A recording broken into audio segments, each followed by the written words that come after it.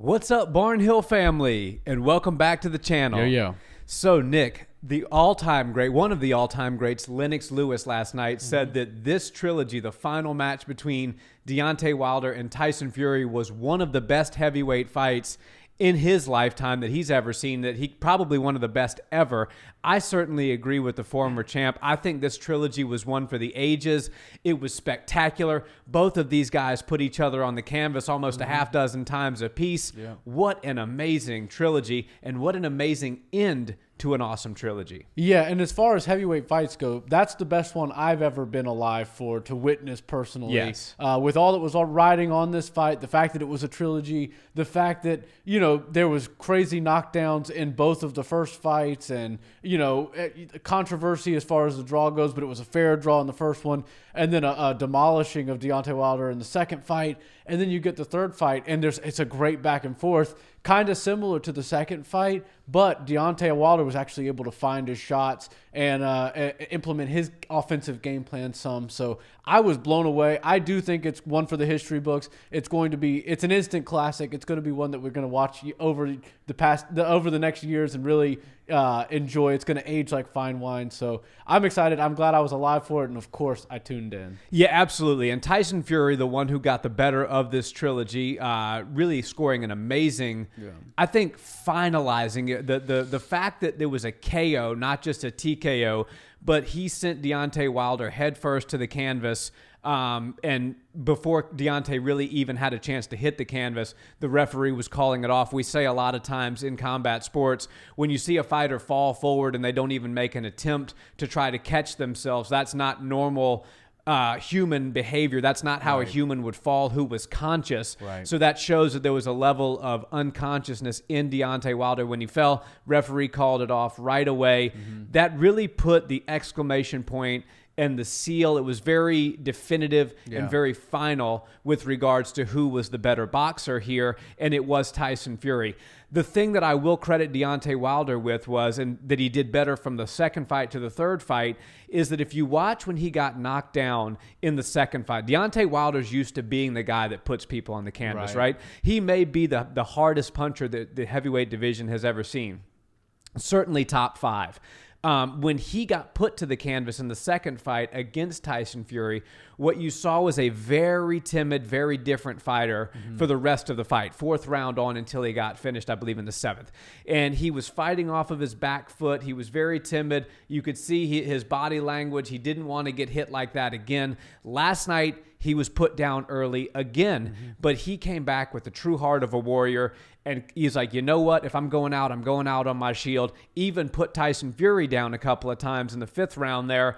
I think he showed tremendous heart. He showed tremendous resilience. He tried everything he had within himself to win that fight. But the reality is Tyson Fury was just the better boxer throughout this series. And if it weren't for that great equalizing right hand that Deontay possesses, we would have been talking about an extremely lopsided fight. Yeah, I totally agree. We've got to see these guys fight for over 30 rounds. And it's, you got to give at least 28 or so of those rounds to Tyson Fury. He was winning soundly. But the few rounds that Wilder won were because of vicious knockdowns that you're, unsure Tyson Fury's even going to get up from. So I do think that is a great equalizer in this trilogy. And it does make, even though the rounds for rounds isn't all that competitive, the way Deontay wins those rounds makes for the whole trilogy, not just choosing it by the round, a much more competitive trilogy. Right. And when you go back in history, the numbers won't reflect just how competitive and fun and exciting these fights were. I think no fighter, like you were just saying, he went out on his shield. No fighter wants to lose. But Deontay Wilder is the kind of guy that doesn't want to fight to get stopped by his corner. He doesn't want the ref to step in while he's still standing on his 2 feet.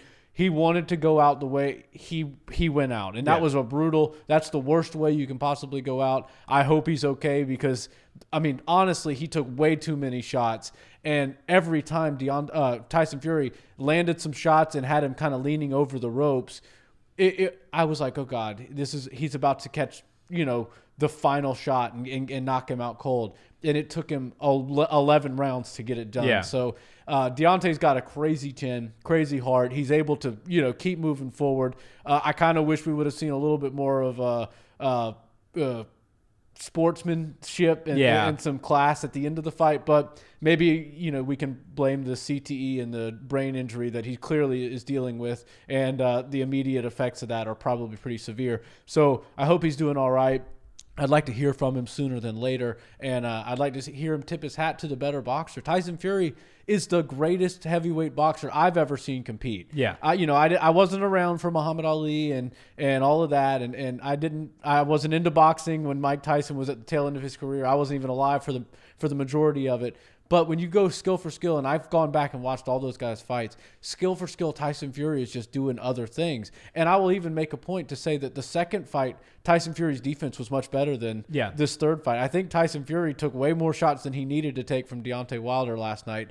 And that made it really tough to watch for people like me who were rooting for Tyson Fury because, God, I just wanted to see him get the job done. He had Deontay Wilder on Queer Street so many times, just hitting him up against the ropes, and looked like he if he just would have gotten out of his own way, Deontay Wilder would have fallen on the ground. Right. But those tie-ups were crazy, and he was obviously doing it all for a reason. And, it was just a great way to end the fight with a huge KO. Yeah, well, the Gypsy King himself said last night after the fight in the post-fight press conference that it was not his best performance. He does not believe that it was as good as the second performance against Deontay Wilder, and I tend to agree with him on that. I do believe the knockdowns were caused by a careless mistake. He stepped right into range with Deontay. He had not cut an angle on either side, and he didn't put anything in Deontay's face to really keep his hands at bay and keep him honest while he moved in. He walked right into a big right hand. And we know when you walk right into a big right hand, 40 plus other gentlemen have not gotten up off the canvas thereafter. Right. So that shows you also just how tough Tyson Fury is and how good his chin actually is. We talk a lot about Tyson Fury's boxing skill because there's so much to talk about there, but his chin is very underrated as well. And then, when you talk about what he could have done to get Deontay out of there earlier, I think if he had not, we talk a lot about not admiring your work, which is to say that when you hit somebody with a good shot, you kind of stand there and admire your work, feel proud, feel good about yourself for a second, and then you get cracked with something.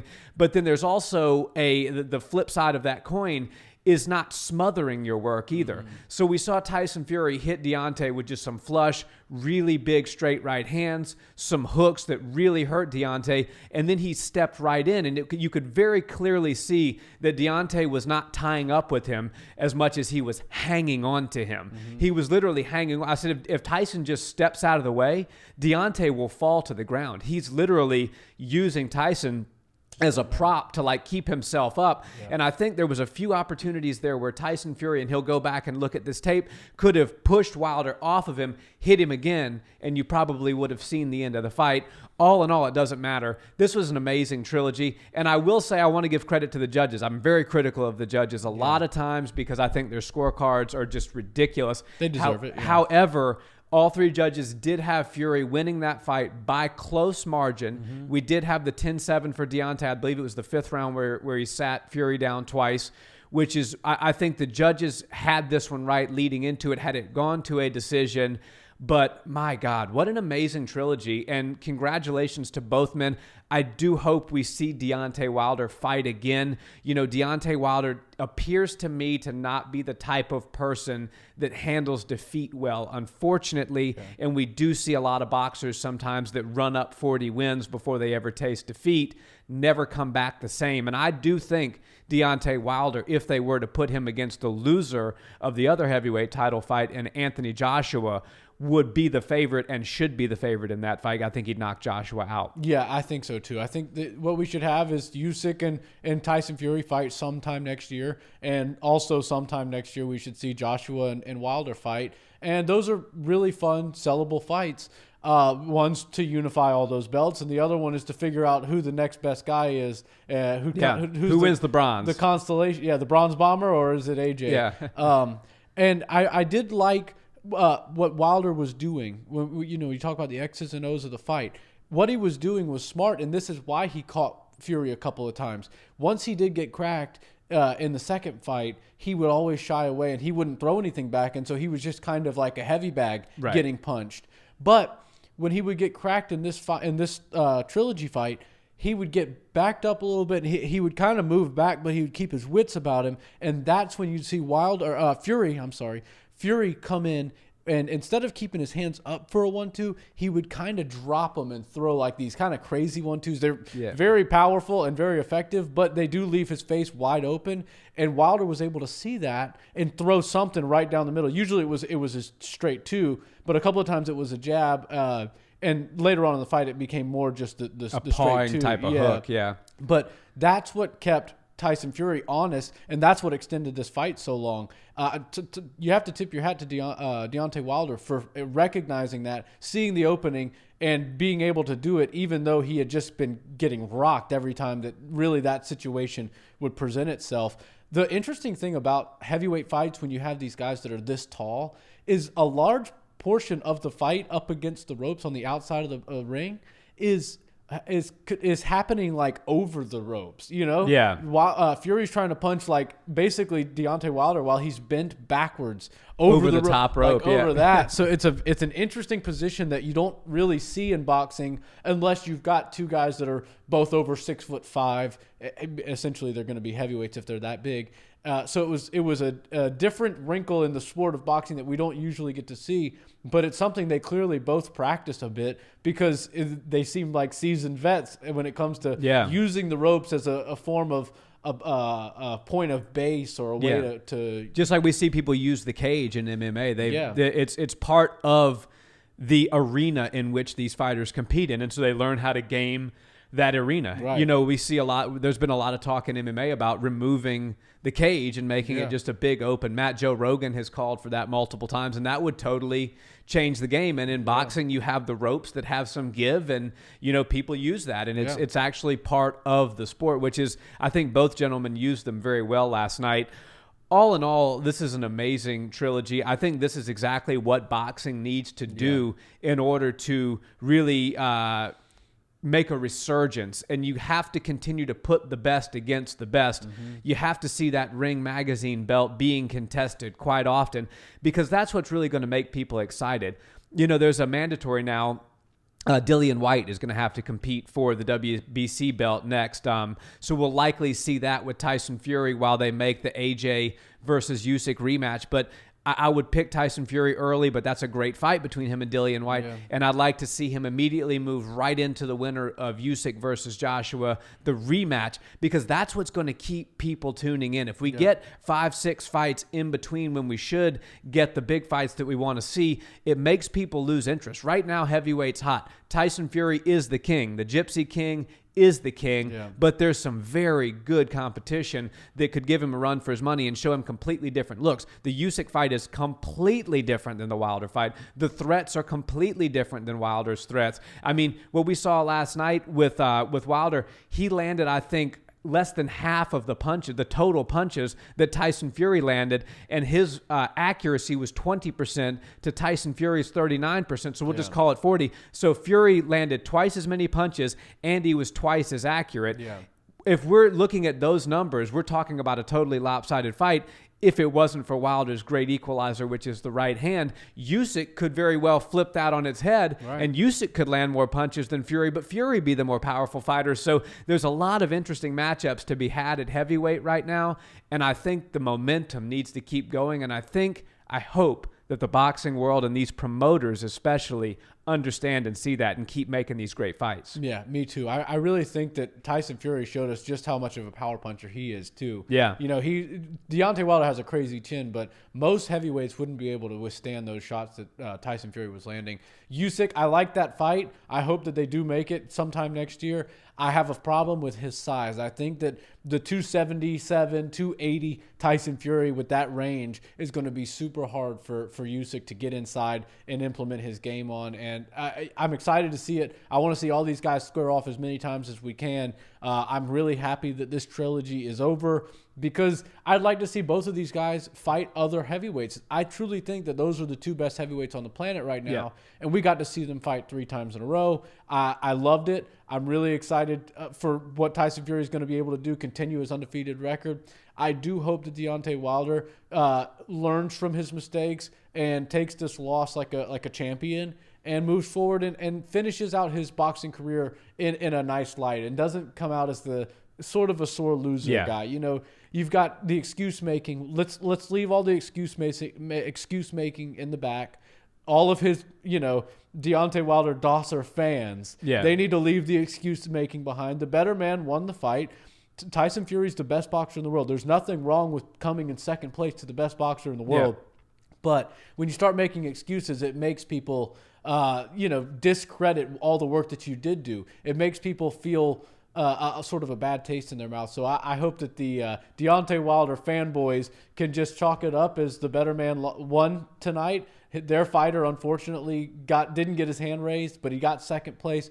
And I hope Deontay Wilder comes out and congratulates Tyson Fury because he earned it. And they put on an epic show for us fans, and we really won that one. Absolutely, and I think just to end this video on that note, I think Deontay does need to come out and congratulate Tyson Fury. He needs to take a page out of AJ's book. AJ got soundly beat by Alexander Usyk, and he came out and said as much. He said, look, I got beaten by the better guy. I think I made some mistakes that I can correct. I want to put on a show for you fans. I want to come back and avenge this loss, and I think I have the skill set. I'm going to make the tweaks to do just that. He didn't lose a single fan in doing that. He probably gained some. Deontay, with the behavior post-fight, unfortunately, he does so much good in the ring, and then he blows it when he gets out of the ring with these antics and these excuses. I hope he takes a page out of AJ's book and comes out once he gets over all this, once the injuries heal, and says, you know what? Congratulations to the Gypsy King. He was the better man in this trilogy. And oh, by the way, if it wasn't for having him as a dance partner, I wouldn't have made damn near $100 million throughout this trilogy, throughout this. So, at the end of the day, these guys are not only opponents and rivals, but they're business partners, and they've each lined each other's pockets quite substantially. So I think at the very least, Deontay Wilder should recognize that, because there is no one that he could square off against where he's getting the type of pay he's getting against the Gypsy King. That's right. Boxing is a sport, and sports are entertainment. Entertainment is a business. It's an industry just like anything else.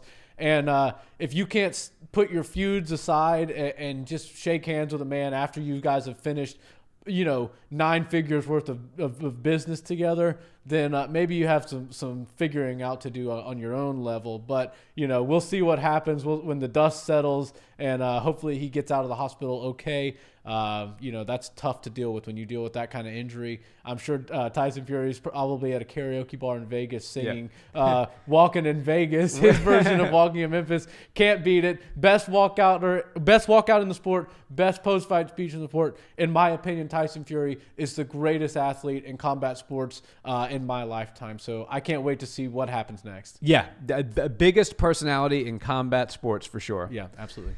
Guys, thanks so much for watching this video. Let us know in the comments, what did you think of this amazing heavyweight trilogy, and who do you think that both of these gentlemen should fight next? Nick and I laid it out. I think that the losers should fight, or Deontay should fight Anthony Joshua, and Tyson Fury should eventually square off with Alexander Usyk once he gets past Dillian White. But if you have some different suggestions, let us know in the comments. And as always, a like and subscribe if you haven't already is much appreciated. And check us out on audio where you listen to podcasts. Have a wonderful day, guys. Peace.